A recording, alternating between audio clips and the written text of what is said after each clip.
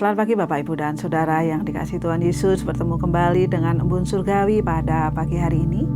Mari kita akan merenungkan firman Tuhan bersama-sama yang terambil dari kitab 1 Petrus pasal yang ke-5 ayat ke-6 sampai yang ke-10. Namun saya akan membacakan di ayat yang ke-8 saja. Demikianlah bunyi firman Tuhan. Sadarlah dan berjaga-jagalah. Lawanmu si iblis berjalan keliling sama seperti singa yang mengaum dan mencari orang yang dapat ditelannya. Bapak, Ibu, dan Saudara yang dikasihi Tuhan, kalau pernah mendengar cerita tentang semut merah dan semut hitam disatukan di dalam suatu wadah, tetapi mereka tidak berantem ya. Yang satu tidak menganggap yang lain itu musuh, sehingga mereka bisa hidup bersama-sama di dalam wadah tersebut ya. Namun ketika seseorang mengocok wadah tersebut ya, akhirnya semut merah dan semut hitam ini saling menyerang ya. Karena apa? Mereka menganggap bahwa kocokan tadi, gerakan yang dilakukan oleh pengocok tadi berpikir bahwa mereka itu apa? Diserang ya. Artinya semut merah diserang oleh semut hitam ataupun semut hitam diserang semut merah ya. Padahal sesungguhnya mereka itu tidak bermusuhan, tetapi yang membuat mereka menjadi musuh itu karena apa? Orang yang mengocoknya.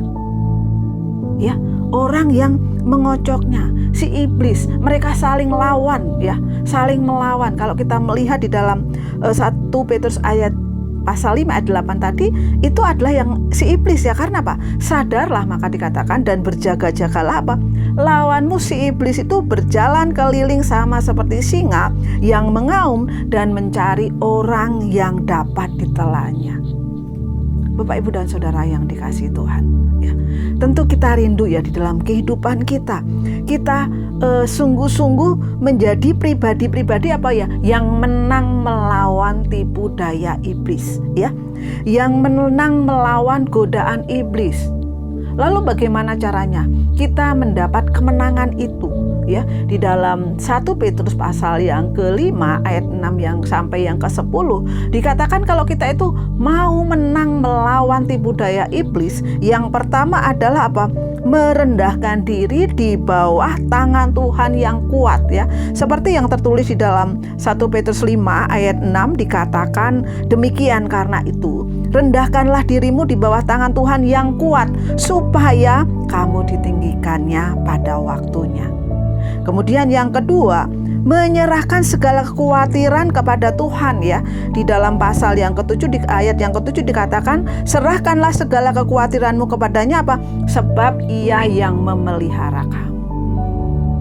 Ketika tipu daya iblis ya membuat kita takut, membuat kita khawatir, membuat kita merasa punya musuh, banyak musuh. Mari kita lawan. Yang kadang-kadang mungkin kita malas ke gereja, malas berdoa, malas membaca firman Tuhan. Ayo, itu tipu daya iblis. Kita harus melawannya. Dengan cara apa? Yang pertama tadi, merendahkan diri. Yang kedua, menyerahkan segala kekhawatiran kita.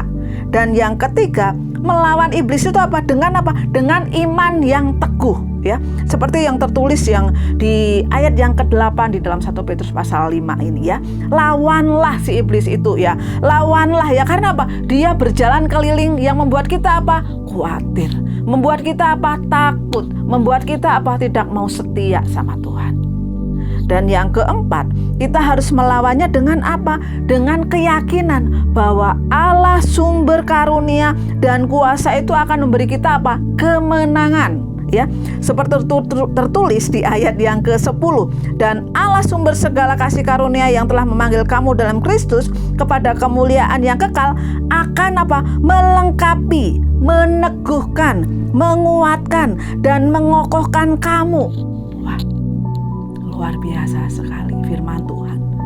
Bagaimana ketika kita menghadapi tekanan, menghadapi tipu daya iblis, kita harus melawannya ya. Sehingga dikatakan firman Tuhan itu akan apa? Melengkapi, meneguhkan, menguatkan, dan apa? Mengokohkan.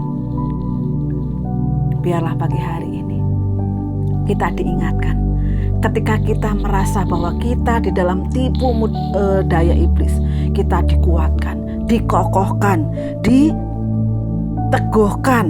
ya di dalam Tuhan Yesus. Selamat pagi, Tuhan Yesus memberkati.